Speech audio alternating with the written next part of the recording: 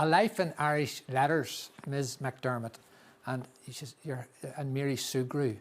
Mary Sugrue in Boston. Mary, I know what I said the Irish-American Partnership's based in Boston, but you're sort of based in Chicago a little bit, aren't you? Like when you're allowed to travel? Or you'd like to be. Your empire, but I believe your empire now has gone point south down to New York as well. Absolutely. We cover the nation, we cover across the Atlantic as well. Absolutely. And you're the first voice from Kerry. I think there was someone whose parents were from Kerry earlier on, but you haven't been back in some time, Mary. No, I can't wait to go, Martin. Like everybody else, waiting for the day to get on the plane. Tell us, we're going to talk about Alice McDermott, and you know, for a minute there I thought Ms. McDermott had stood us up, but I see you're there as well. Alice, great to see you. Mary Sugrue, tell us about Alice McDermott, why she's such a wonderful, wonderful beacon of light, and why her Life in Irish Letters is so inspirational for all of us. Go for it. Yeah, well, first of all, I have to say it's my absolute honour to present the Life in Irish Letters Award on behalf of the Irish Echo to she is one of the finest writers of our time, Alice. And no one really among the Irish American literary luminaries captures the Irish American community as vividly and as honestly and as poignantly as National Book Award winner Alice McDermott. And Mick Maloney, the archivist and Irish musician, says that really her novels illuminate Irish America and that the experience of Irish America like none of her peers.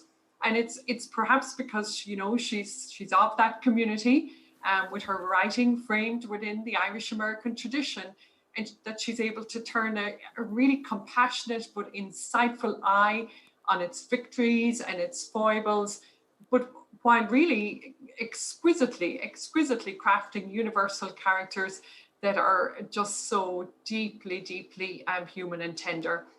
You know, Alice is not afraid to tackle the most difficult aspects of our existence. She vividly portrays, the full range of our experience, from devastation of illness and of death and of alcoholism and loss, but then to the radiance of what it means to have faith and to have love and to have generosity. And, for me, in all of her work, she captures the principle of belonging, and that is so crucial to our resilience in the face of adversity, and it really does lie at the heart of the Irish American spirit. The only Irish trait our novels really lacks is cynicism, and so we are certainly all the richer for that. So Alice has spent a life in letters as the leading storyteller of Irish American, the novel and the short story, and I can only undoubtedly, during this past year, I'm sure many in Irish America have turned to her writings, for comfort and for company, which I certainly did when I was rereading her brilliant and moving novel, The Ninth Hour. So Alice, it's just an honour and just an absolute delight to recognise you this evening with this award, and thank you for the honour, Martine, of doing that. Mary, thank you. Alice, Mary goes to Washington at least once a year, so we'll have to introduce you the next time she's down. She organised events for the Irish-American Partnership, which is a wonderful charity out of Boston largely. It raises money only for education, 32 counties, and that focus has been very useful, so I hope we'll be able to put you together to meet each other when she's in Washington. But listen, I'm marching on Willure, and it's wonderful to meet you and to be able to thank you for all you've done for the Irish American community and all you've done for literature. You had a beautiful piece in the Irish Echo today on the web. Your family had a tough time with COVID in December. Mm-hmm. I'm glad you pulled through that, but it's a real capricious, nasty virus, and we've all lost friends to it, but I know people who have had it and it's really knocked them for six. But you mentioned about that maybe we suffered enough, and America is always a hard place. Somebody from Ireland, I always think America, there isn't much of a safety net there, but do you think that maybe some lessons have been learned, that maybe you're going to come back a little bit more as a country, a little bit more compassionate after this terrible ordeal that people have gone through? Or is that just fantasy? Oh, no. Well, first, I want to thank you, Martine, and the Echo, and Mary for that wonderful introduction. And please, yes, let's get together whenever you come to Washington, D.C. area. I'd love that. Be great. I'm sure my faith tells me, and my Irish roots tell me that there is something to be gained from suffering. That the experience we've all gone through together, not just the Irish community, the world community has gone through this experience of this past year. And it seems to me that when we get to the end of it, and it looks like it's in sight, we won't be the same people we were when we started. As a novelist, I believe that every story is about change.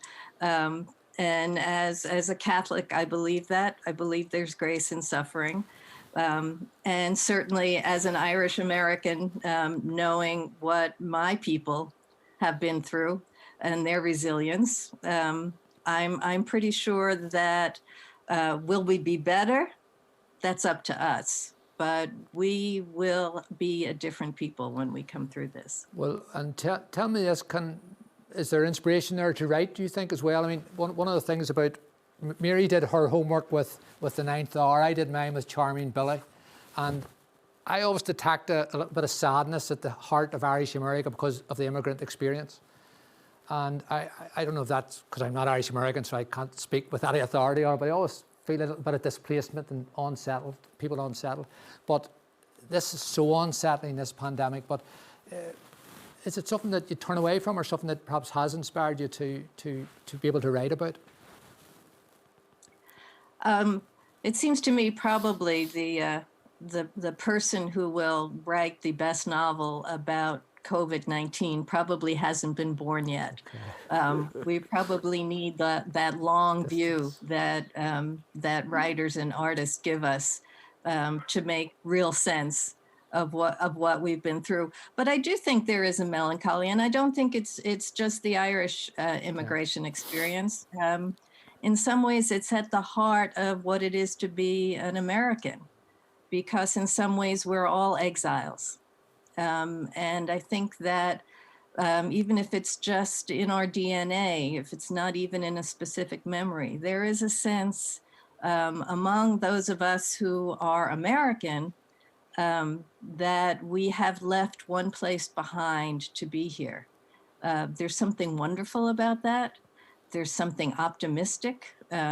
We looked around us, or at least our ancestors did, and said, I'm not staying here. I'm going to find something better, and took great risk and crossed oceans and crossed borders and found something. But still, that makes us exiles, forever exiled in some way.